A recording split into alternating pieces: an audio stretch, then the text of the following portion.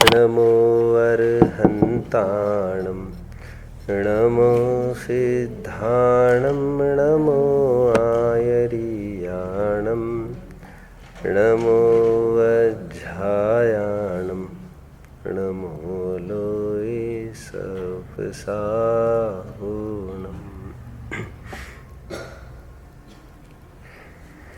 24वें छंद से लेकर 32वें छंद तक आज इसका अर्थ हम देखते हैं।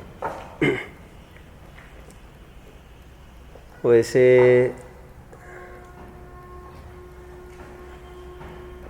कल संस्कृत की यदि भावना द्वित्रिंशतिका हमारे सामने होती है, वो कहाँ से होगी? वह बृहज्जिनवाणी संग्रह में आपको मिलेगी। यो होमवर्क है आप सबको। आपको ये देखना है कि वो संस्कृत के जो छंद है 32 और संस्कृत ये हिंदी अनुवाद के ये छंद है 32, क्या ये वे ही है? आपको ये चेक करना है। थोड़ी सी विशेष बात मैं बता दूं कि कुछ छंद संस्कृत में भावना द्वित्रिंशतिका में है जिनका अनुवाद यहाँ पर नहीं किया गया है। अपने मन के ही कुछ छंद लिखकर छंद की भर्ती कर दी गई है। और बाबू युगल जी जब जिंदा थे तब इनके नोटिस में ये बात लाई गई कि जो अनुवाद आपने किया है उसमें थोड़ा स्खलन है। उत्कृष्ट अनुवाद होने पर भी उसमें कुछ छंदों को ही आपने गायब कर दिया है, उड़ा दिया है, जिसका अनुवाद यहाँ पर हो ही नहीं पाया और वे बहुत महत्वपूर्ण छंद है। ये होमवर्क है, आपको ढूंढ निकालना है टैली करके। वो कहाँ पर मिलेगा संस्कृत का आपको? बृहज्जिनवाणी संग्रह समझ में आया? आप भावना द्वित्रिंशतिका ऐसे इंडेक्स में देखेंगे, संस्कृत मिलेगा आपको और बिल्कुल उसके सामने हिंदी का भी अनुवाद आपको मिल जाएगा।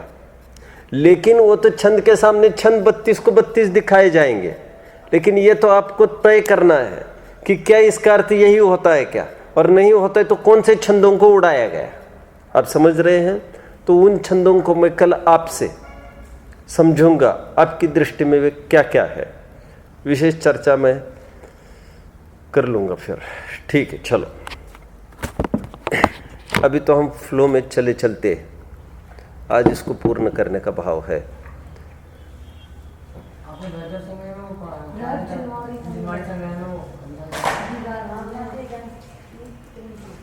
पढ़ते हैं हम आगे। बाह्य जगत कुछ भी नहीं मेरा और न बाह्य जगत का मैं, यह निश्चय कर छोड़ बाह्य को, मुक्ति हेतु नित स्वस्थ रमे।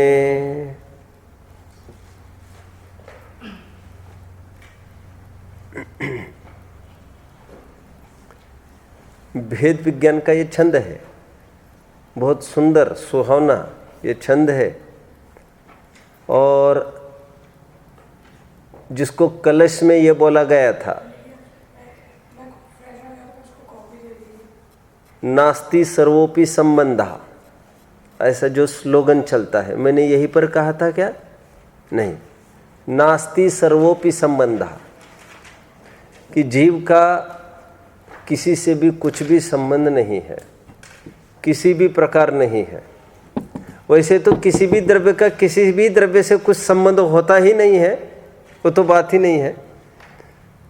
मैं सुबह भी बोलते हुए एक बात कह रहा था, परसों शायद नहीं, आप 8वीं वाले लोग थे, तो मैं एक उदाहरण उनको दे रहा था। इमेजिन करो एक लकड़ी है और इमेजिन करो इस हाथ में भी एक लकड़ी है। ध्यान रहे, मैं लकड़ी और लकड़ा नहीं कह रहा हूं। तो दोनों हाथों में लकड़ी के छोटे छोटे ब्लॉक है। अब इमेजिन ये करना, इस लकड़ी के ब्लॉक पर किसी ने पेंटिंग से लड़का बना दिया, और एक लकड़ी पे किसी ने लड़की बना दी। एक लकड़ी पे लड़का, एक लकड़ी पे लड़की किसी ने बनाई और उसको आसपास रखा। हमको कैसा भाव होता है कि मानो ये, बोलो कुछ तो बोलो, मानो ये पति पत्नी है अथवा भाई बहन है, कुछ भी हो। तो कहने का तात्पर्य ये रहा कि हमको जो ऐसा लगा ये लड़का लड़की है, ठीक है। और पहले जमाने में नाटक भी ऐसे हुआ करते थे कठपुतलियों के जरिए। कठपुतली मतलब लकड़ियों की पुतलियां हुआ करती थी, पुतलियों पर एक नक्काशी की जाती थी जिससे वो लड़का लड़की, रावण राम ऐसा दिखता था, बराबर। पूरे नाटक में जितने भी प्रेक्षक गण उसको देख रहे हैं, उनको क्या फील हो रहा है, वो ये राम है, ये सीता है, वो रावण है, ये है, और सब मूल में है क्या, सब लकड़ी लकड़ी है, मूल मटेरियल। अभी 50-60 साल के बाद वो फिगर हटती गई, डिमिनिश होकर खत्म हो गई, तो मूल में क्या आएगी, वो लकड़ी ही है, मूल में तो वैसी लकड़ी है। अब वो डिजाइन हटने के बाद किसी को एक विकल्प आए पेंटर को, तो उसको ये विकल्प तो नहीं आएगा ना, नहीं यहाँ पर लकड़ी लड़की थी कि यहाँ पर लड़की थी, अब मैं कहाँ पर कौन सी डिजाइन बनवाई है भगवान मैं तो भूल गया, ऐसा थोड़ी होता है। वो तो जो लकड़ी हाथ में मिली उसको वो लड़की बना देगा, बचे हुए को वो लकड़ी को लड़का बना देगा। समझ में, जहां पर जो लड़की थी वहां पर लड़का बन सकता है, जहां पर लड़का था वहां पर लड़की बन सकती है। बराबर समझ रहे हैं आप लोग, कोई बॉन्ड तो है नहीं कुछ। ठीक उसी प्रकार यहां पर भी 50-60 साल की आयु है, ऊपर से मुलम्मा चढ़ गया लड़का लड़की का, वो मुलम्मा 50-60-70 साल में हटता गया, डिमिनिश होकर खत्म हो गया, नया मुलम्मा चढ़ गया, नई पर्याय उसने धारण करी, लेकिन वो कोई उसका मूल रूप तो नहीं हुआ। कितने जन समझे, मूल मटेरियल उसका देखा जाए तो वो तो आत्म तत्व ही है। बाह्य जगत कुछ भी नहीं मेरा और न बाह्य जगत का मैं, दोनों तरफ से संबंध को नकारा गया है। ना मेरा कोई है, ना मेरा कोई है, ना किसी का मैं हूं, दोनों तरफ से। ना मैं किसी का, इसको षटकारक की भाषा में ये कहेंगे, मैं पर का करता नहीं, मैं पर का करण नहीं, मैं पर का संप्रदान नहीं, मैं पर का अपादान नहीं, मैं पर का अधिकरण नहीं। पर मेरा करता नहीं, पर मेरा करण नहीं, ऐसा दो तरफ से षटकारक लगेंगे। आप समझ रहे हैं? अथवा एकत्व ममत्व कर्तृत्व भोक्तृत्व की तरफ से लगा सकते हैं। मैं पर रूप होता नहीं, मैं पर का स्वामी होता नहीं, मैं पर का कर्ता होता नहीं, मैं पर का भोक्ता होता नहीं, पर मुझ रूप होता नहीं, पर मेरा स्वामी होता नहीं, पर मेरा कर्ता होता नहीं, पर मेरा भोक्ता होता नहीं। आइनेस एंड माइनेस पर द्रव्य में स्थापित करना, इसी को तो मिथ्यात्व कहा है। समझ में आता है? उत्तुंग भावना यहाँ पर भाई गई है, और जो ऐसा निर्धारण करता है, निश्चय करता है कि मेरा पर से कुछ भी संबंध नहीं है, और पर में उसका एकत्व ममत्व कर्तृत्व भोक्तृत्व हटने लगता है, फिर उसका अल्प ही काल में निर्वाण की प्राप्ति उसकी हो जाती है। इस छंद में ये बोला, ठीक है? क्योंकि जितने जितने भार से निर्भर होती है वस्तु, उतना उतना उसका ऊर्ध्वगमन देखने में आता है। समझ में आता है? ऊपर चढ़ना सहज हो जाता है। आप पहाड़ी पर चढ़ रहे हैं, सीढ़ियों पर ही चढ़ रहे हैं, आपके ऊपर लादा गया है 50 किलो का बोझा। आपको इजीनेस है कि चढ़ने में सीढ़ियों पर? नहीं। वो बोझा 50 से 25 कर दिया, इजीनेस हो जाएगा? थोड़ा इजीनेस हो जाएगा, थोड़ा हो जाएगा। 25 से 10 कर दिया तो थोड़ा और इजीनेस बढ़ेगा, वो भी हटा दिया और इजीनेस बढ़ेगा। तो जितना भार हटा आपको ऊपर चढ़ने में इजीनेस बन गया। यहाँ पर भार कोई वैसा भौतिक भार नहीं है, फिजिकल मैटर है नहीं, ये तो आध्यात्मिक कथन। यहाँ पर भार क्या होगा? मैं पर का करता, यह भार कि मुझे उनका करना, मुझे उनका करना। अब समझ में आता है? तो इस भार से जीव डूबता रहता है और निर्भर होने पर जीव तिर जाता है। ये सिंपल रूल है। समझ में आता है? मैंने उदाहरण और सिद्धांत में क्या फर्क रहा, दृष्टांत और दृष्टांत में क्या अंतर रहा, बताओ। दृष्टांत काय का है और दृष्टांत काय का है?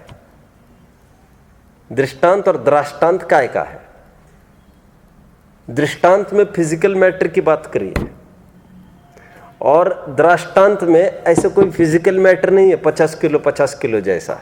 जैसे कल एग्जाम है और हम भार अनुभव करते, तो कोई पूछे भार कितना अनुभव करते, 10 किलो की 12 किलो, तो ऐसा थोड़ी सब एक पेपर हो गए तो हम 20 किलो अभी घट गए, 80 किलो रह गया, ऐसे थोड़ी कहेंगे हम।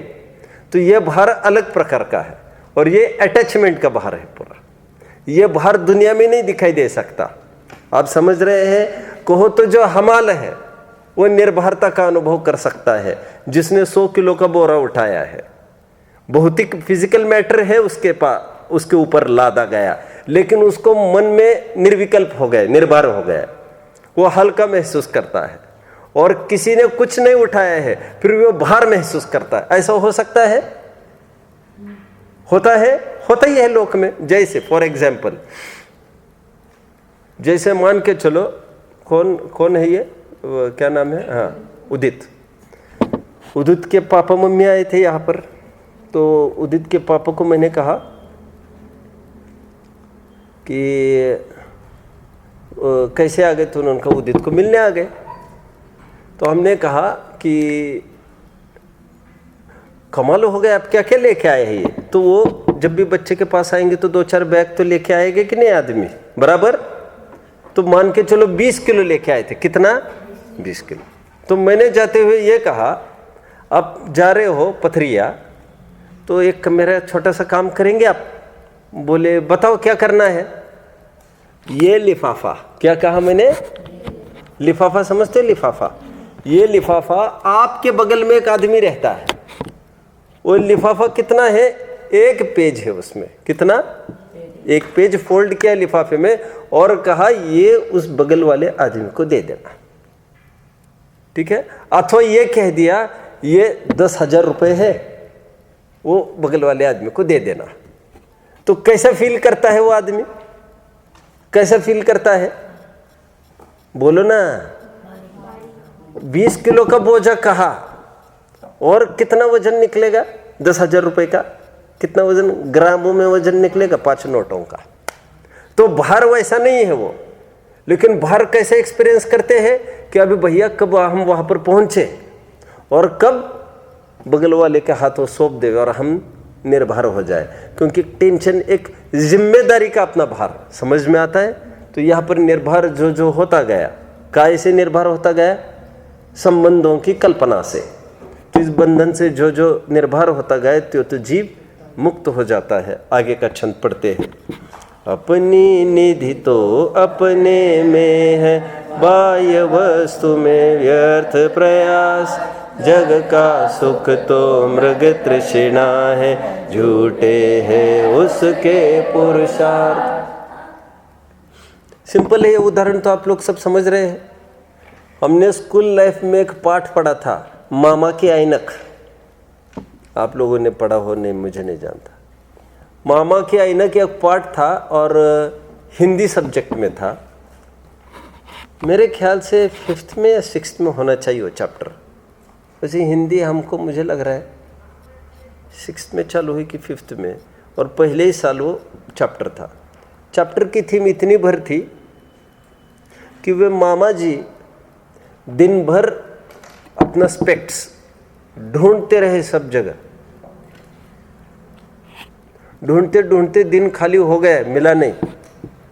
तो किसी ने कहा इतने क्यों परेशान हो आज? क्या सब ऐनक नहीं मिल रही मेरी। अरे यार, ये बगल में छोरा, समझ गए? यहाँ पर सिर पर बहुत जन रख देते ना स्पेक्ट्स, बगल में छोरा और गांव भर ढिंडोरा। कह रहे वस्तु अपने पास है, तुम यहाँ वहाँ ढूंढते हो उसको। यहाँ पर कल्पना करी है, एक उदाहरण दिया है यहाँ पर मृग तृष्णा का। आप जानते होंगे मृग का अर्थ वैसे ही हिरण नहीं होता है। आप लोगों को मैं बता दूं, मृग का अर्थ हिरण नहीं होता है। मृग का अर्थ पशु होता है, पशु। और शेर को मृगेंद्र कहते हैं, Mrigendra. So that is not only हिरण का राजा, वो तो समस्त पशुओं का राजा है। तो मृग तृष्णा की विशेषता है, जब भी मृग तृष्णा मतलब किसी भी पशु को क्या होता है गर्मी में, जब दूर पर देख लेता है वो, तो उसको एक वाटर बेल्ट जैसा कुछ दिखाई देता है, पानी। हम भी जब चलते हैं गर्मी के दिनों में, आप लोगों ने देखा होगा, जब हमारी गाड़ी चल रही होती है हाईवे वगैरह पर, दूर से देखते हैं तो पानी सरीका दिखता है हमको, होता नहीं है कुछ भी वहाँ पर। तो पशु को दूर से दिखता है पानी, पहले ही प्यासा है पशु और पानी की तलाश में वहाँ तक दौड़ता है और फल ये निकलता है और आकुल तो होती है, मिलता कुछ नहीं है। उसी प्रकार सुख की तलाश में इस जीव ने अनंत काल से अनंत यात्रा सफ़र की है, लेकिन यहाँ पर ये विश्वास दिलाते हैं कि सुख बाहर में नहीं है। यह हालत भी उसी प्रकार है, ठीक उसी प्रकार जिस प्रकार कोई हिरण, हे मृग तेरी सुवास से भयो वन चकचूर, कस्तूरी तेरे पास है काहे ढूंढत हो दूर। क्या कहा मैंने? हिरण की एक विशेषता होती है और एक, उसको बहुत सुगंध आती रहती है और यहाँ वहाँ उछलता रहता, कहाँ से सुगंध आ रही, कहाँ से सुगंध आ रही। तो एक कवि लेखक उसको समझाते हैं, हे मृग तेरी सुवास से भयो वन चकचूर, तेरे नाभि में जो कस्तूरी है उससे संपूर्ण जंगल चकचूर हो गया है, उससे इंप्रेस्ड हो गए हैं पूर्ण जंगल, और तुम जंगल की दौड़ कर रहे हो। कह रहे वो तो तुम सुगंध अपने पास समेटे हुए हो, बाहर झाँक ताक झाँक करने की आवश्यकता नहीं है। जल में मीन प्यासी, बोलो आगे बात बोलो, मोए सुन सुन कर आवे हंसी। नहीं जानती ये भी आपका था। एक आदमी वैसे पहुंच गया संत के पास और बोला, मुझे सुखी होने का उपाय बताओ। उसने कहा ठीक है मैं बताता हूँ सुखी होने का उपाय। एक काम करो, बोले वो नदी है वहां पर जाओ, तुम तालाब के वहां पर जाओ और उस मछली से पूछना। कि मछली कैसे उत्तर देगी? बोली यही तो महिमा है, तुम मछली से पूछ लेना। तो गया वो और मछली से पूछा कि मुझे सुखी होने का क्या उपाय है। तो मछली ने यह कहा उस आदमी को, मैं सुखी होने का उपाय तो तुम्हें बताऊंगी, पहले एक काम कर ले। क्या? मेरा गला बहुत सूख गया है, मुझे पहले पानी पिला दे। तो वो कहते हैं कैसी मूर्ख है, पानी में डूबी रहती है और कहती है मुझे प्यास लग गई। क्या अभी छंद बोला था मैंने? जल में मीन प्यासी, मोए सुन सुनकर आवे हंसी।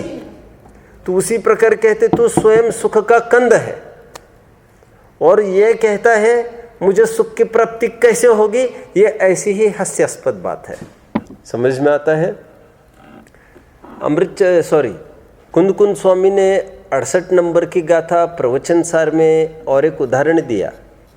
उदाहरण देते हुए कहते हैं, ए बच्चे, तिमिर हरा जय दिट्ठी जनस दीवेण नत्थी कायब्बम। क्या बोल रहे हैं? जिनकी दृष्टि स्वयं तिमिर हारी है, तिमिर नाशक है, अंधकार नाशक है, जिनकी दृष्टि ही ऐसी तिमिर नाशक है, उनको बाहर के दीपक की क्यों आवश्यकता पड़े? समझ में आता है क्या? क्या कोई बताएगा इसका क्या आशय है? जो नॉक्चर्नल एनिमल्स होते हैं, बिल्ली है, कुत्ता है, जो वो रात में देख सकते हैं, आप जानते हैं ये सब, उनको लाइट की आवश्यकता होती है? क्यों नहीं होती है? जिनकी दृष्टि स्वयं तिमिरहारी है। आपने ये भी कभी देखा होगा, रात में सफर कर रहे हैं वैसे लाइट से उनकी आंखें चमकती है एकदम। जिनकी दृष्टि, बोलो, स्वयं तिमिरहारी है, उनको बाहर के दीपक की आवश्यकता है क्या? अंधेरे में गाय भैंसे सब चलते ही रहते हैं किलोमीटरों तक। ये भी आपने नोट किया होगा, रात रात भर 12 घंटे बराबर। 7 बजे वो सो गए गाड़ी में, पीछे गाड़ी वाहन, बैल चल रहे हैं अपने अपने रास्ते से बराबर चलते हैं कि नहीं सुबह होते तक, और पूरी लाइन के लाइन चलती रहते। कैसे? उनको बाहर के दीपक हुए बिना, क्योंकि उनकी दृष्टि ही वैसी है। ठीक उसी प्रकार जिनका स्वभाव ही स्वयं सुखमय हो, उनको बाह्य पदार्थों की क्या आवश्यकता है सुखी होने के लिए। ऐसी वहाँ पर एक गाथा डाली है आचार्य ने। ये दोनों छंद 24 और 25वां एक बार पढ़कर फिर 26वीं की तरफ बढ़ते हैं।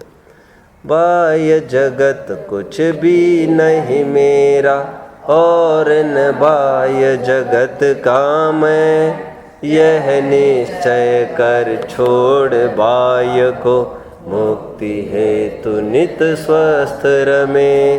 स्वस्थ रमे मतलब स्व में ही स्थित रहे। स्वस्थ समझ में आता है? स्वस्थ स्व में स्थित रहना। समाधि, स्वास्थ्य, शुद्धोपयोग, यह सब पर्यायवाची है। समाधि तंत्र में आचार्य देव ने समाधि के पर्यायवाची में किसको लिया? किसको लिया? स्वास्थ्य को लिया। लोक में क्या स्वास्थ्य मतलब क्या समझते हैं? स्वास्थ्य अच्छा है, हेल्थ अच्छा है। और यहाँ पर कहते हैं स्वस्थ, स्व में स्थित रहना मतलब चारित्र, आचरण, शुद्धोपयोग, समाधि, ऐसा। हाँ पढ़िए आगे आगे।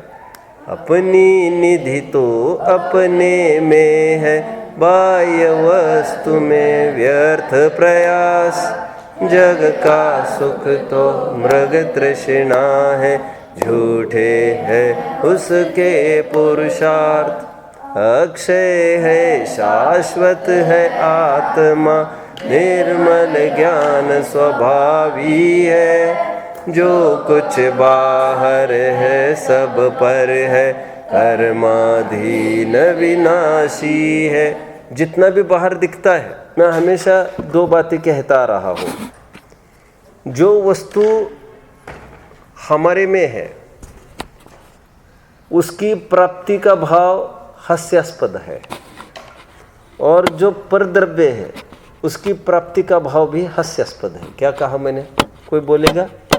बोलो। जो वस्तु हमारे पास है उसको प्राप्त करने की जो कोशिश है वो भी हास्यास्पद है, और जो हमारे पास नहीं है, जो मतलब दूसरे के पास है, थोड़ा अटपटा लग रहा है सुनने में, अटपटा लग रहा है ना सुनने में, लेकिन आध्यात्मिक दृष्टि से विचार करो तो बात खरी लगेगी। क्यों? जो दूसरों के पास वस्तु है उसकी प्राप्ति का भाव हास्यास्पद क्यों है? क्यों है? क्यों है? क्योंकि एक द्रव्य दूसरे द्रव्य को कुछ दे लेने ही नहीं सकता। समझ में आता है? पानी को 1000 वर्ष का पानी है किसी टंकी में, वहां पर भी हाइड्रोजन की प्रॉपर्टी ऑक्सीजन रूप होती नहीं, ऑक्सीजन की प्रॉपर्टी हाइड्रोजन रूप होती नहीं। समझ में आता है? एक शिकंजी में 10 चीजें डालते हैं, फिर भी वहां पर शक्कर की प्रॉपर्टी नींबू नहीं करता, नींबू की प्रॉपर्टी शक्कर नहीं करता। थोड़ा खटास के साथ रहने पर शक्कर भी थोड़ी खट्टी हो जाती है क्या कभी भी? समझ में आता है? लोग कहते हैं सब्जी बहुत तीखी हो गई तो एक काम करो नमक डाल दो और तो तीखी कम हो जाएगी। तो क्या हुआ? मतलब नमक ने कुछ मिठास का काम किया क्या? अरे वो खारेपन के कारण अभी तीखेपन का ज्ञान नहीं हो रहा है। समझ में आता है? बाद बाकी सब अपनी अपनी प्रॉपर्टीज अपने अपनी निभाते हैं। मैं क्यों कह रहा हूं? ये परद्रव्य की प्राप्ति का भाव हास्यास्पद है, क्योंकि एक द्रव्य दूसरे द्रव्य को कभी भी प्राप्त नहीं कर सकता, क्योंकि एक द्रव्य दूसरे द्रव्य को प्राप्त तब कर सके कब? कब? कब? नहीं, हाँ? जब एक द्रव्य दूसरे द्रव्य रूप हो सके तब तो फिर उसका अच्छा भी कर सकता है और बुरा भी कर सकता है। ऐसी 100 नंबर की गाथा है, 102, 103 नंबर की गाथा है समय सार में। जब अन्य रूप संक्रमित होता ही नहीं तो अन्य का कुछ करता है, ऐसा तुम कैसे कहते हो? क्या गाथा है? जब एक द्रव्य दूसरे द्रव्य रूप संक्रमित होता नहीं परिणमित होता नहीं, तो एक द्रव्य दूसरे द्रव्य का कुछ करता है, ऐसे तुम कैसे कहते हो?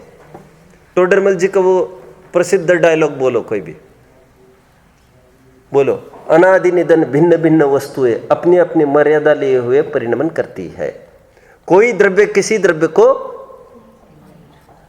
परिणमन नहीं कराता, और परिणमन कराने का भाव अपराध है, मिथ्यात्व है। टोडरमल जी की स्पष्ट लाइन है, समझ में आ रहा है? आत्मख्याति में भी है, तीसरी गाथा की टीका में, सभी छह द्रव्य एक क्षेत्रावगाह में तिष्ठते होते हुए भी कोई द्रव्य किसी द्रव्य को स्पर्श नहीं करता, अड़ता नहीं। प्रत्येक द्रव्य, बल्कि प्रत्येक द्रव्य अपने अनंत धर्म चक्रों का ही चुंबन करते हैं। कोई द्रव्य किसी द्रव्य को भी परिणमन नहीं कराता। समझ में आ रहा है क्या कहा?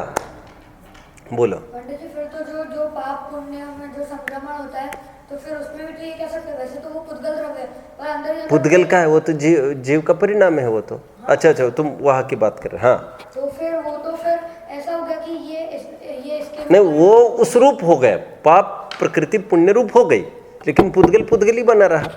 अरे फिर संसारावस्था वाले जीव भी तो मोक्षावस्था रूप हो जाता है, पर्यायांतर तो होता ही है, द्रव्यांतर थोड़ी होगा। फिर ऐसा होगा कि अगर मैं किसी रूप परिणमित हो जाऊं, हाँ, मैं मतलब क्या कहना चाहते हैं? आत्मा ना, हाँ। तो आत्मा तो परिणमित हो ही रहा है। क्रोध का निष्क्रुद्ध रूप हो सकता है, संसार का मुक्त रूप हो सकता है। क्या कहना है तुम्हारा?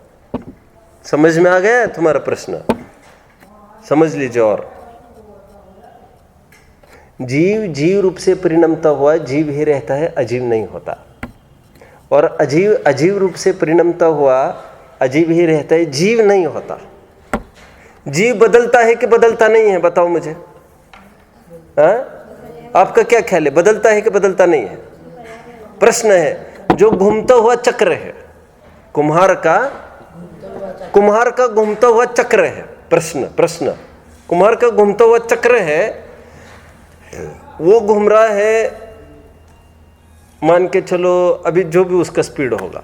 वैसे आपकी क्या कल्पना है, 1 किलोमीटर में 1 घंटे में कितना जा सकता है वो घूमता हुआ चक्र 1 घंटे में कितना दूर जा सकता है कुम्हार का? कुछ तो बोलो। अरे ऐसा होगा ही नहीं। तो घूम रहा है कि नहीं घूम रहा है? यदि आप कहोगे नहीं घूमता है, तो हम ये कहेंगे हमने तो प्रश्न ही पूछा है, घूमता हुआ चक्र, तो तुम कैसे कह रहे हो नहीं घूमता? और यदि तुम कहते हो कि नहीं घूमता, तो हम तो कह ही रहे घूमता हुआ। और यदि तुम कहते हो घूमता, तो हम फिर प्रश्न पूछेंगे, घूमता है तो कितना घूम कर आ जाता है? 1 घंटे में 10-20 किलोमीटर घूम के आ जाता है? तो घूमता भी है, घूमता नहीं भी है। प्रत्येक द्रव्य परिणमन करता भी है, परिणमन नहीं भी करता है। कोई जीव ऐसा परिणमन नहीं करता कि वो अजीव हो जाए, लेकिन जीव रूप ही बना रहे, ऐसा परिणमन तो निरंतर करता है। उसी प्रकार पुद्गल है, पुद्गल की परमाणु स्कंदरूपावस्था होती रहती है, तो उसका अनुभाग पाप पुण्य रूप होता रहता है, तो वो संक्रमण की बात नहीं है यहाँ पर। समझ में आया? बोलो। तो फिर पंडित जी, आपने जैसे वो प्रश्न पूछा था, तो उसमें फिर तो 2 अपेक्षा लगेगी। हाँ। कि एक तो वो अपनी सिर्फ वो उस पे जो उसकी कीली रहती है उस पे वो घूमता है, इसलिए वो घूमता है, और नहीं घूमता कि वो एक ही जगह पर स्थित रहता है। बराबर, ऐसी ही तो बात है। फिर मैं वही तो कह रहा हूँ। तो परिणमन, ऐसा परिणमन नहीं हो सकता। संसार का मुक्त रूप तो परिणमन होता ही है ना जीव का। वो एक पर्टिकुलर परिणमन के निषेध की बात है, पर रूप परिणमित नहीं होता की बात चल रही है। पुण्य और पाप का तो बात ही अलग है, वो पर रूप थोड़ी परिणमा है। नहीं समझ में आ रहा है अभी भी? ऐसा परिणमन का निषेध थोड़ी चल रहा है, पर रूप परिणमन का निषेध चल रहा है अपना। ठीक है, यहाँ पर तो बात ये चल रही है कि जितने भी बाह्य द्रव्य है, जो भी बाहर दिखता है, वे सब पर द्रव्य है, और वे सब कर्माधीन है, और वे सब विनाशी। क्या कहा? जो सब बाह्य द्रव्य है वे पर है 1, कर्माधीन है 2, विनाशिक है 3 क्वालिटीज होने के कारण हम उसकी प्राप्ति करना हास्यास्पद है। जैसे शरीर की मुझे प्राप्ति हो, तो शरीर की प्राप्ति होना एक तो पर द्रव्य, उसकी प्राप्ति तुम्हें कैसे होगी? एक बात, थोड़े काल के लिए आसपास बैठ जाए पड़ोसी बनकर, फिर भी, लेकिन ऐसा होना भी कर्माधीन है। कर्म के अधीन है। थोड़ा कर्म का ब्रेक लग गया तो पर्याय हट जाएगी, दूसरी पर्याय आ जाएगी, और फिर विनाशी है, मतलब उनका कोई अनादि निधन बॉन्ड नहीं है। बोलो, हास्यास्पद नहीं समझते? हंसने की बात, ऐसा कोई कहे तो हंसी आती है। ऐसा स्वयं की प्राप्ति का भाव भी हास्यास्पद क्यों है? स्वयं की स्वयं से प्राप्ति की क्या बात है? जो ये कहता है मुझे आत्मा की प्राप्ति करनी है तो हास्यास्पद है वो। अरे भैया, तू स्वयं आत्मा है, उसमें क्या प्राप्त करना है? तो जिनागम में तो खूब आया है आत्मा की प्राप्ति करना चाहिए। भैया, वहां पर प्राप्ति का अर्थ कोई प्राप्त ऐसा नहीं है जैसे हाथ से कोई उठा और जेब में धर ली कोई बात। तो प्राप्त का अर्थ मैं आत्मा हूं ऐसा ज्ञान करना। समझ में आता है? अपनी जेब में 10 का नोट है और हमको पता नहीं है वो है। बोलो, दूसरों की जेब का तो निकाल सकते हैं नहीं और स्वयं का भी निकाल सकते हैं नहीं, क्योंकि ज्ञान नहीं है। तो दोनों तरफ से भी गए अपन। तो ज्ञान हो जाए कि हमारी संपत्ति यहाँ पर है हमारे जेब में, बस इतनी सी बात है। आगे का छंद पढ़ो। तन से जिसका आए के नहीं हो सुतती मित्रों से कैसे, चर्म दूर होने पर तन से रोम समूह रहे कैसे। पत्नी से सुनो सुनो, एक जन से नाता जोड़ा और लाखों नाते जुड़ गए। क्या कहा? हजारों लाखों नाते जुड़ गए। एक जन से नाता जोड़ा और एक जन से नाता तोड़ा, हजारों लाखों से नाता टूट जाते हैं। होता है कि नहीं ऐसा? सास से, ससुर से, साले से, साली से, साड़ू से अलग अलग नाते डेवलप करने पड़ते हैं। वो तो जैसे ही एक को वरा, पत्नी को अपना माना, तो पत्नी के जितने भी रिश्तेदार हैं वे अपने रिश्तेदार हो गए। और एक डिवोर्स हो गया, पत्नी को अपना नहीं है ऐसा माना, अपनी है ऐसा नहीं माना। समझ में आता है? कुछ भी कहो आप, तो उसके साथ नाता थोड़ा कितने जन के साथ टूट जाएगा? सास और ससुर सास ससुर रहेंगे, साली और साला रहेंगे, ऐसा थोड़ी चलता है। समझ में आता है क्या? तो ठीक उसी प्रकार उस लॉजिक से यहाँ पर बात कर रहे हैं। जैसे कहते हैं कि चमड़ी निकाल देने से, क्या क्या कहा? चर्म दूर होने पर तन से रोम समूह रहे कैसे। जैसे चमड़ी हटा देवे तो रोम समूह रहेगा क्या?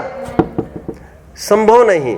ठीक उसी प्रकार यहाँ पर कहते हैं जिसने अपने तन से ही एकत्व हटा दिया शरीर से, फिर बीवी बच्चों आदि से उसका एकत्व कैसे बना रहेगा? समझ में आता है? मतलब जितने भी नाते रिश्तेदारी है विश्व में, उसका आधार क्या है? आधार शरीर से एकत्व। शरीर से एकत्व जिसका नहीं है तो उसका बीवी बच्चों से भी एकत्व होने का कोई प्रसंग नहीं आता। आगे बढ़ते हैं। महाकष्ट पाता जो करता पर पदार्थ जड़ देह संयोग, मोक्ष महल का पथ है सीधा जड़ चेतन का पूर्ण। महाकष्ट पाता जो करता पर पदार्थ जड़ देह संयोग। जो कर्ता बनता है पर द्रव्य का, शरीर का, जड़ का कर्ता बनता है, वो महाकष्ट पाता है, क्योंकि कर तो कुछ सकता नहीं। समझ में आता है? कर तो कुछ सकता नहीं और फिर भी भावना बहता है करने की। जैसे मैं कह रहा हूं ये दीवार को सरकाने का भाव हो तो क्या होगा? क्या होगा मुझे बताओ। मैं कल आऊंगा यहां पर, कल आने तक इसको दीवार को सरका के गेट के बाहर कर देना, क्या होगा तुम्हारा? बड़ी हैरानी हो जाएगी। समझ में आता है? या तो ये मान्यता बदल देवे कि मैं ये नहीं कर सकता, एक तो ये करे। टोडरमल जी की भाषा में जैसा द्रव्य का परिणमन है वैसा स्वीकार करे, अथवा जैसा माना है वैसे द्रव्य का परिणमन करे, तब तो ये सुखी हो जाए। सुखी होने के दो उपाय क्या बताए? या तो जैसा मानता है वैसा द्रव्य का परिणमन करे, और जैसा द्रव्य का परिणमन हो रहा है वैसा माने। ये दो उपाय है सुखी होने के। लेकिन पहला उपाय तो संभव ही नहीं है, क्योंकि जैसा ये चाहता है थोड़ी ना वैसा होता है कुछ। समझ में आता है? ये सोच सोच कर जो बाल सफेद हो रहे हैं, क्या हमको सोच सोच कर हो रहे हैं क्या? आप समझ रहे बात को? सोच सोच कर कोई भी कुछ कर सकता है क्या? ये दाढ़ी मूछ आती है तो उसको शेव करने में परेशान हो जाता है आदमी, तो वो चाहता ही ये नहीं आए और आता रहता है। और दूसरी बात, गंजा रात दिन प्रयास करता है कुछ उग जाए, कुछ उग जाए, खाद डालता है, सब डालता है, इंसेक्टिसाइड पेस्टिसाइड सब डालता है, लेकिन कुछ उगता नहीं है। वो चाहता है बाल उगाए। और दूसरा आदमी क्या चाह रहा है? ये दाढ़ी वगैरह करते, अथवा वही आदमी दाढ़ी करते करते परेशान हो जाए, कह रहे ये कहाँ से आती है रोज रोज दाढ़ी, और कहते ये बाल उग जाए और ये उगना बंद हो जाए। लेकिन उसके हाथ में है, 25 साल के बाद होने पर ऑटोमेटिक बनेगा ये सब काम। एक पर्टिकुलर उम्र के बाद अपने आप वो पकना चालू होंगे, झड़ना चालू होंगे आदि। अरे 1 ग्राम की पलक, क्या कहा मैंने? 1 ग्राम की पलक भी हिलना डुलना हमारे हाथ में नहीं है। बाई पलक फड़कने लग जाए, कभी किसी की फड़की है आज तक? किसी की नहीं फड़की है। ऐसा माना जाता है यदि महिला, अर्थ तो जबरदस्ती से फड़का रहा है, ऐसा मैं तो कह रहा अपने आप फड़कने की बात कर रहा हूं मैं। तो अपने आप फड़कने लगती है तो क्या हम उसको रोक पाते हैं क्या? और आप ये भी जानते होंगे, महिलाओं की यदि बाई फड़कने लग जाए पलक, तो उसको माना जाता है शुभ है। और पुरुष की यदि दाई फड़कने लग जाए तो माना जाता है शुभ है। और यदि पुरुष की बाई फड़कने लग जाए तो माना जाता है कुछ न कुछ अशुभ होने वाला है। तो यदि शुभ और अशुभ तुम्हारे हाथ की बात है बोलो, तो फिर रोजाना 1 आध घंटा फड़काए करो दाएं, ऐसा चलेगा क्या हमारे? तो मैं ये कह रहा हूं 1 ग्राम की पलक हिलाना भी तुम्हारे हाथ में नहीं है, तो तुम और दुनिया की और शरीर की इतने 50-60 किलो के कैसे एकत्व कर रहे तुम? आप समझ रहे? सब स्वाधीन है। देखो ऐसे विचार करो, आप बचपन की उम्र में ऐसा होता है, घर पर जाते होंगे तो शायद ऐसा करते होंगे, कुछ बच्चा ऐसा करते हैं, सुबह उठी तो बैट और बॉल लेके निकले बाहर। बहुत जन देखने में आते हैं ऐसे। सुबह हुई 7 बजे 6 बजे निकले खेलने के लिए, छुट्टी का टाइम है, 12-1 बजे घर पर लौट आते हैं। खान पान के फिर आते ही पानी पानी पानी पानी पी लेते हैं, और घर वाले डांटते रहते, बेटा कुछ खा ले। मैं कुछ उदाहरण देकर आपको कुछ बात बता रहा हूँ। मैं ये कह रहा हूँ कि अभी जवानी में आपके अभी ये अवस्था है, बचपन की अवस्था, बचपन की अवस्था लो, किशोरावस्था लो, अथवा जवानी की हालत लो आप, तो यहाँ पर खूब आप बिल्कुल ध्यान नहीं देते शरीर की तरफ, फिर भी शरीर कैसा बना रहता है? चंगा बना रहता है, ऐसे थोड़ी कोई दिक्कत आती है। और अभी इसके विपरीत हम बात करते हैं, बुढ़ापे में कितना ध्यान रखते हैं? बुढ़ापे में टाइम पर खाना, टाइम पर पीना। क्यों? बुढ़े भी ऐसे ही साथ होने के बाद बाहर निकल लेते हैं बैट बॉल लेकर। कभी देखा है आप लोगों ने ऐसा? ऐसा तो देखने में कोई बात नहीं। दिन भर घर पर रहते हैं, बाहर जाते हैं तो भी छाता वाता लेकर, कैप वैप लेकर निकलते हैं, आप लोगों ने देखा होगा। और फिर खटिया पर लेटे रहते हैं कहीं, और चलते समय में भी कितनी सावधानी से चलते हैं, आपने देखा होगा, चप्पल पहनकर आदि। और फिर भी कैसे रहते हैं? बीमार पड़े रहते हैं। मतलब हम देखते हैं एक तरफ जो बिल्कुल ध्यान नहीं देता शरीर की तरफ, वो स्वस्थ है, और जो बहुत ध्यान दे देकर चलता है, ध्यान दे देकर उठता बैठता है, और फिर भी कुछ न कुछ गड़बड़ होता ही रहता है। इससे क्या बात फलित होती है? हाँ, पर का कर्तृत्व हमारे हाथ में कहाँ है? समझ में आता है? और जो कर्ता बनता है वो महाकष्ट पाता है, ये बात चल रही है। ठीक है। और जो जड़ और चेतन की अलग अलग परिणति मानता है, वो मोक्ष की प्राप्ति कर लेता है। आगे का छंद पढ़ते हैं। जो संसार पतन के कारण उन विकल्प जालों को छोड़, निर्विकल्प निर्द्वंद्व आत्मा फिर लीन उसी में हो। कार्य विकल्पों से नहीं होता, मूर्ख यो ही बोझा ढोता। क्या कहा? मूर्ख यो ही बोझा ढोता। एक सेकंड, जिनके सिर भार वे डूबे मझधार, हम तो उतरे पार झोंक भार को भाड़ में। जो समझे स्वयं को दूसरों का सरदार, क्या है, वो सब वो है मूर्खों का सरदार, ऐसा कुछ वो छंदा भी अभी ज़्यादा नहीं क्लिक हो रहा है। मैं क्यों कहना चाहता हूँ, ये जितना भी विकल्प जाल है, मैं इसका कुछ करूँ, मैं उसका कुछ करूँ, ये सब पतन का कारण है। योजका सदा भ्रष्टा, क्या कहा, ये नीति वाक्य, नीति वाक्य। योजका सदा भ्रष्टा मतलब जो ये योजनाएं बनाते हैं। प्लानिंग करना अच्छा है कि बुरा है, आपको क्या ख्याल में आता है? प्लानिंग करना चाहिए कि नहीं करना चाहिए? What do you feel? Planning करना सफलता के लिए अच्छा है कि बुरा है? क्या है? बुरा है। लोक में कहते हैं प्लानिंग करना चाहिए किसी भी चीज़ की। अरे भले आदमी देवो पुणित द्वारका नगरी, और प्लानिंग कितनी की? पता चल गया था ये आदमी है, इस आदमी के निमित्त से दिव्य ध्वनि में जब नेमिनाथ की वाणी में आया कि शराब कारण होगा द्वारका नगरी जलने का, एक। दूसरा, ये द्विपयन मुनि जिम्मेदार होंगे, ये यादव लोग ये गालियां बकेंगे उनको, और द्विपयन मुनि जला डालेंगे सब द्वारका नगरी को। तो उन्होंने कितनी सावधानी रखी, फिर तुरंत एक मीटिंग ले ली। मीटिंग में कहा द्विपयन मुनि को हाजिर किया जाए। साहब क्या बात है? तो द्विपयन मुनि को कहा देखो वैसे तो आप तो पंच परमेष्ठी में आते हो, नमोस्तु नमोस्तु नमोस्तु, लेकिन बोले हम बताना नहीं चाहते। क्या नहीं बताना चाहते?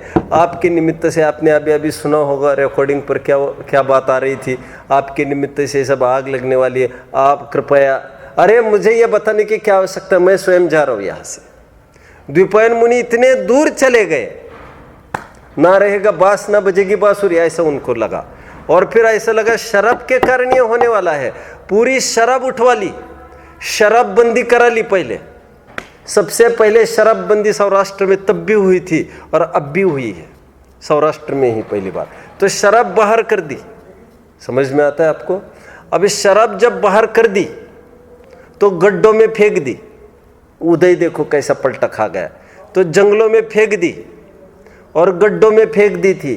तो हुआ क्या, गड्ढों में रहते रहते काफ़ी टाइम रहते खूब सड़ गई है।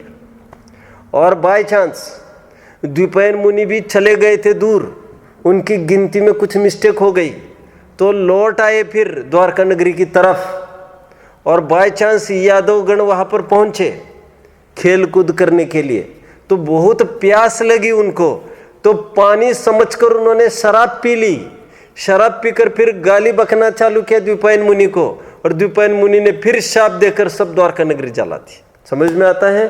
फिर उस द्वारका नगरी को बुझाने के लिए जो पानी सींचा गया, पंप किया गया, वो सब पानी बन गया पेट्रोल, और आग और भभकने लग गई। समझ में आता है? उदय की बात समझ में आती है आपको? क्या कहा मैंने?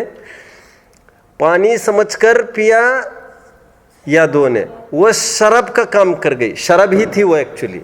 एक बात। सेकंड बात, पानी समझकर सींचा, वो पेट्रोल का काम कर गए। जब उदय ठीक नहीं होता है, सब ऐसी विपरीत बातें होती है।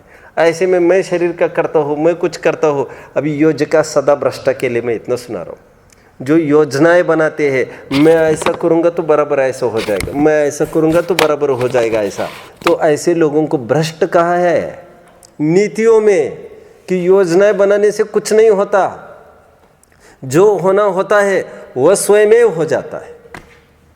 समझ में आता है? लाख तैयारियां कराओ, वशिष्ठ ऋषि आदि सैकड़ों ऋषियों ने मिलकर सीता की कुंडली जमाई थी। क्या? कितने जन ने? कि राम और सीता का जोड़ा सलामत रहेगा। अभी इतने जनों ने कुंडली जमाई, और फल क्या निकला? फल क्या निकला? कितनी दफे सीता को जंगल में निकलना पड़ा, अधिकांश जीवन उसका जंगल में चला गया। तो तुम्हारे कुंडली का क्या हुआ फिर? तो हम वही तो कहते हैं, ये ग्रहों के सामने ये जो उदय है, कर्मोदय की विचित्रता है, उसके सामने क्या करेंगे ग्रह नक्षत्र, और क्या करेंगे जो विद्वान जो बैठे हैं, जो इतने सुना रहे ऐसा होगा वैसा होगा, किसकी क्या चलेगी? समझ में आ रहा है? कर्मणो हि प्रधानत्वम किम कुर्वन्ति शुभाग्रहा। क्या कहा? कर्मणो हि प्रधानत्वम किम कुर्वन्ति शुभाग्रहा। कर्म ही प्रधान है, ये शुभग्रह क्या कर सकते हैं? वशिष्ठ दत्त लग्नश्च रामः किम भ्रमते वनम। फिर राम पर क्यों नौबत आई है वन में भ्रमण करने की? ऐसा हमारे पुराणों में ऐसे सब छंद डाल दिए। परिद्रव्य का एक तो हट जाए, इसके लिए बात है। ठीक है, देखो एक मिलती जुलती और कहावत है, मियाँ के क्या है, गांव के अंदेशे में मियाँ दुबले होते जा रहे हैं। क्या कहा? किसी ने मियाँ को पूछा, क्यों मियाँ आजकल बहुत दुबले होते जा रहे, क्या बात है? कह रहे मुझे गांव की बहुत फिक्र है, ये इसका लड़का बिगड़ गया, उसकी लड़की बिगड़ गई, ये हो गया वो हो गया। गांव के अंदेशे में बोलो मियाँ दुबले होते जा रहे हैं, ऐसे कहावत चलती है। अभी इसके दुबले होने का कोई कारण है? तुम चिंता करने से क्या होने वाला? ठीक है, आगे। स्वयं किए जो कर्म शुभाशुभ फल निश्चय ही वे देते, करे आप फल दे अन्य तो स्वयं किए निष्फल होते। अपने कर्म सिवाय जीव को कोई न फल देता कुछ भी, पर देता है यह विचार तज स्थिर हो छोड़ प्रमादी बुद्धि। ये दो छंद एक साथ पढ़े जाए तो समझ में आता है। यहाँ पर यह कहा जा रहा है हमारा कर्ता धर्ता पूरे हमारे कर्म है। यदि तुम ही दूसरों का करोगे तो उसके कर्म क्या करेंगे फिर? आप समझ रहे बात को? डॉक्टर साहब ने एक बहुत अच्छी कल्पना करी है। ऐसी कल्पना भरतेश वैभव के लेखक कौन है? भरतेश वैभव के लेखक मैं अभी भूल रहा हूं, रत्नाकर कवि। उन्होंने भी यही कल्पना करी है। उन्होंने ये कल्पना करी है, भरत और बाहुबली की लड़ाई चल रही है। लड़ाई के चलते हुए आप सब जानते हैं चक्र फेंक कर मार दिया। किसने? भरत ने। बाहुबली की गर्दन उड़ जाए। लड़ाई हुई थी ना दोनों में। तो डॉक्टर साहब ने और रत्नाकर कवि ने थोड़ा सा स्क्रिप्ट बदल दिया। उन्होंने ये कहा लड़ाई थोड़ी ना चल रही थी, उनको बात तो ए बच्चे क्लास यही लगनी है, क्लास यही लगनी है, 2 मिनट में हो जाएगी, तब तक यहाँ बैठ सकते हैं आप लोग। सुनिए सब सुनिए, यहाँ पर ध्यान दीजिए कि उनको ऐसा थोड़ी था कह रहे वो अपने भाई को थोड़ी मारते। उन्होंने तो ये सोचा कि मेरा छोटा भाई है, काई के लिए इसको इतना परेशान करना, इसको चाहिए ले। बचपन की आदत अभी इसकी गई नहीं है। बचपन में जब भी लड़ाई झगड़े होते थे, ये खेल खिलौने के लिए रोता था, मचलता था बाहुबली। तब भी भरत बड़े थे तो माता पिता उसको समझाते होंगे, तू क्यों उसको रुला रहा है, वो मांग रहा है तो दे दे। तो भरत जी को आदत थी जो जिसके लिए उसका मचलने लग जाए दे देते थे। तो कह रहे आज भी मचलने लग गए हैं, ये ले चक्र, तेरे को चाहिए नहीं बनना मुझे चक्रवर्ती, ले चक्र। तो उन्होंने एक इमेजिनेशन किया है। लेकिन कह रहे लेकिन वो चक्र जब बाहुबली के पास पहुंचा, वो गोल गोल चक्रे काटने लग गया। वो चक्र ये विचार करने लग गया चक्रे काटते काटते कि भले ही भरत जी ने भेजा होगा हमको बाहुबली के पास चले जाओ, लेकिन हम क्या भरत जी के गुलाम थोड़ी है, हम तो भरत जी के पुण्य के गुलाम है। समझ में आता है? भरत जी के कहने से चक्र यहां वहां नहीं जा सकता, क्योंकि पुण्य तो भरत ने बांधा है। तो भरत की मर्जी चलेगी, ये बाहुबली को मैं सौंप दो, ऐसा नहीं काम चलेगा। वो पुण्य बाहुबली को करना पड़ता है फिर। समझ में आ रहा है? और ऐसा होता तो चक्रवर्ती के बच्चे भी तो चक्रवर्ती होते। 6 खंड की विभूति, जब चक्रवर्ती अपना चक्रवर्ती पद छोड़ देता है तो ये हैंड ओवर करता है, ये 6 खंड तुमको। आजकल ऐसा ही होता है ना, पापा मरते समय कहते हैं बेटे ये प्रॉपर्टी तुमको, और ये रूल है। चक्रवर्ती जैसे ही तिलक करता है अपने वारसदार को, वारसदार समझ में आता है, उसको इंग्लिश में क्या वर्ड है, सक्सेसर। जो सक्सेसर होता है, जो नया राजा बनना है, उसके लड़के को जैसे वो तिलक करने के लिए बस उंगली अलग भी नहीं करता कपाल से, और उंगली अलग हुई और 9 निधि 14 रत्न गायब। सब वो कहाँ चला गया, अभी तो इनको देना था, सब देना गए था तो क्या इसके थोड़ी है ये सब। और नहीं सब हम कह रहे तो तुम्हारी मर्जी थोड़ी चलेगी, तुम्हारे गांठ का पुण्य था तब तक, इसलिए तुम्हारे पास हम तुम्हारी चाकरी करते थे, सो तुम्हारे चाकर बनकर नहीं, तुम्हारे पुण्य के चाकर थे हम। समझ में आता है क्या कहा? मतलब मैं किसी का बिगाड़ तब करूं, मैं अर्चित का बिगाड़ तब करूं जब मैं उसका पुण्य कर्म पाप कर्म में पलटा दूं, और मैं कर्म कुछ नहीं कर सकता हेर फेर, और मैं उसका बुरा करूं तो उसका पुण्य कर्म क्या करेगा, फिर निठल्ला धरा पड़ेगा। पंडित जी आ रहे अभी बाजू में, सर को हम अपना असर कल दिखाएंगे, ऐसा होगा क्या? फिर उसके कर्म तो निष्फल हो जाएंगे। ये बात चल रही है। तो जो जैसा बोता है वैसा वो पाता है, ये रीति नीति है। As you sow so shall you reap. बोलो। हाँ कहा है? निर्द्वंद मतलब पछड़ा, संकट। समझ में आता है? संकल्प विकल्प। अंतिम छंद।